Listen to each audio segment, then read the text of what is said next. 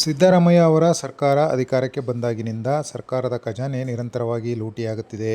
ವಾಲ್ಮೀಕಿ ನಿಗಮದ ಹಗರಣ ಇದೊಂದು ಹಗರಣವಲ್ಲ, ಹಗಲು ದರೋಡೆ ಎಂದು ಮಾಜಿ ಸಚಿವ ಗೋವಿಂದ ಕಾರಜೋಳ ವಾಗ್ದಾಳಿ ನಡೆಸಿದರು.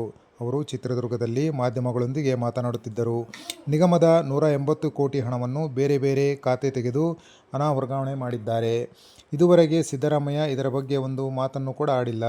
ಆಂಧ್ರ ಮತ್ತು ತೆಲಂಗಾಣ ಚುನಾವಣೆಯ ಸಂದರ್ಭದಲ್ಲಿ ಹಣವನ್ನು ಇಲ್ಲಿಂದ ಕಳಿಸಲಾಗಿದೆ ಎಂಬ ಆರೋಪಗಳು ಕೂಡ ಕೇಳಿಬರುತ್ತಿವೆ. ಈಗಾಗಲೇ ಸಚಿವ ನಾಗೇಂದ್ರ ಅವರ ರಾಜೀನಾಮೆ ಪಡೆಯಬೇಕಾಗಿತ್ತು. ಆದರೆ ಬಣ್ಣತನದಿಂದ ಸಚಿವರನ್ನು ಉಳಿಸಿಕೊಳ್ಳಲು ಕೆಲ ಸಚಿವರು ಮುಂದಾಗಿದ್ದಾರೆ. ಸರ್ಕಾರದ ಖಜಾನೆಯಿಂದಲೇ ನೇರವಾಗಿ ಹಣ ಹೋಗಿದೆ.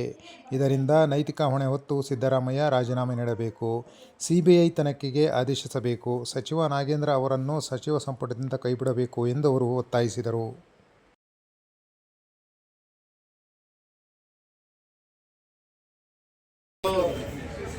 ಇದುವರೆಗೂ ಬಾಯಿ ತೆಗೆದಿಲ್ಲ. ಅದರ ಬಗ್ಗೆ ಹಣಕಾಸು ಇಲಾಖೆ ನೋಡ್ಕೊಳ್ತಕ್ಕಂಥವ್ರು ಮುಖ್ಯಮಂತ್ರಿಗಳೇ. ಇಷ್ಟೊತ್ತಿಗಾಗಲೇ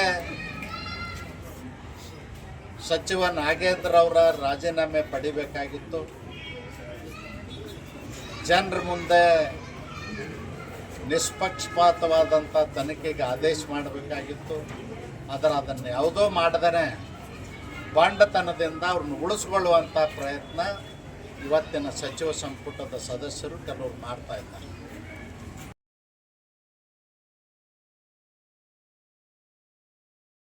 ನಾನು ಒತ್ತಾಯ ಮಾಡ್ತೇನೆ, ಸಿದ್ದರಾಮಯ್ಯನವರೇ, ನಿಮಗೆ ನೈತಿಕತೆ ಇಲ್ಲ.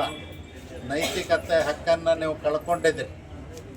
ನೀವೇ ಸ್ವತಃ ರಾಜೀನಾಮೆ ಕೊಟ್ಟು ನಿಷ್ಪಕ್ಷಪಾತವಾದ ತನಿಖೆಗೆ ಅವಕಾಶ ಮಾಡಿಕೊಡ್ಬೇಕಾಗಿತ್ತು. ಇಲ್ಲ CBI ತನಿಖೆಗಾದ್ರೂ ಇವ್ರನ್ನ ವಜಾ ಮಾಡಿ ವಿನಂತಿ ಮಾಡಬೇಕಾಗಿತ್ತು. ಆದರೆ